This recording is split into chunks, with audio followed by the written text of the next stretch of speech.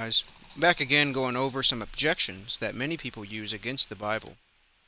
The claim is that the Bible supports slavery, not just any slavery, but chattel slavery like we saw in early American history. But is this true? Let's look at the Bible to get answers.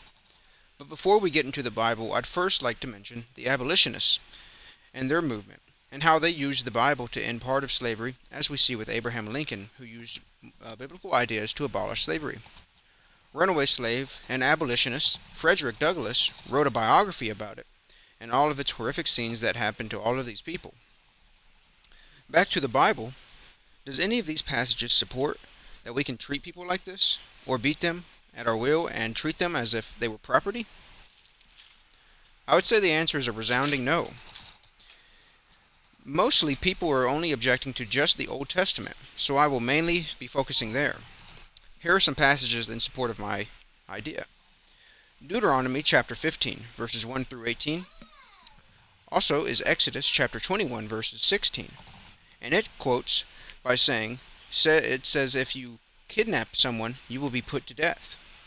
In Deuteronomy chapter 24, verse 7, it mirrors this same idea. It says, if you kidnap someone and then try to sell that person as a slave, then you'd be put to death.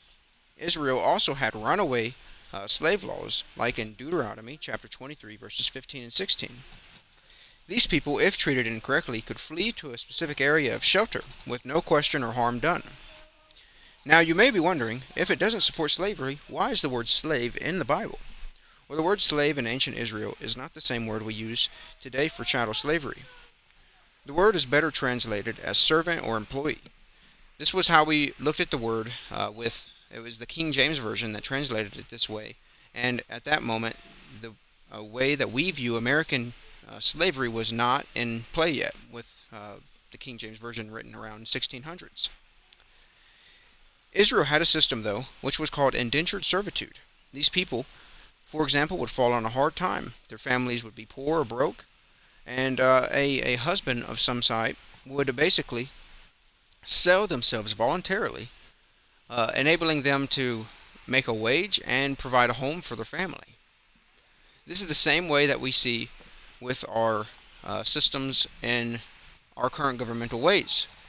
We have a specific thing we want to do, a job we would like to work, and we voluntarily apply for that job for a wage that we agree on. So the interesting thing, though, is it continues to tell us that all of these servants were to be treated as human beings. As Genesis says, we are all created in the image of God, not just man, but woman too.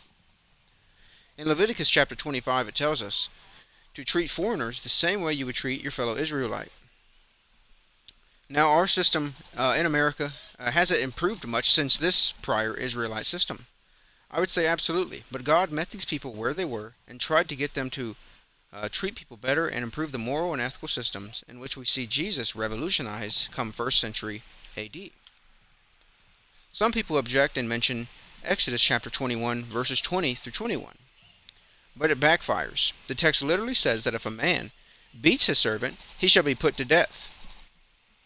And the servant is free to go home or wherever he pleases if he was beat. Some then say that the second half of the verse implies you can beat a slave but not kill them.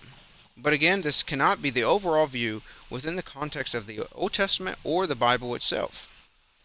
In the same chapter, again, like I mentioned earlier, it tells us just 5 verses earlier not to kidnap or we'd be put to death. And 5 verses later, which would be verses 26 and 27, it says if you beat a slave, aka your worker, that worker is to leave fully paid. Now, we don't have these kind of laws today in our systems of work. Now, we can freely choose, like if we, basically we have ideas that if your boss was trying to fight people, that person would just be fired, possibly put in prison, but it depends on the context. Another great Old Testament verse is Leviticus chapter 19, verses 33 and 34, which tells us Israelites to treat strangers in their land with respect and love. As seen in Deuteronomy chapter 24, verse 7, it mirrors the same idea come Deuteronomy chapter 24, verse 14. It tells the people who hired workers not to take advantage of the poor and needy. pay him his daily wage, since he is counting on it, and otherwise he will pray to God, and it would be sin against the man who hired the worker. In this context, we can clearly see that this is not any kind of chattel or American slavery. But this is just a short list, and there is even more verses to confirm this idea from a biblical perspective. But thank you for watching, and subscribe if you like this kind of content, and enjoy the rest of this video. Thank you.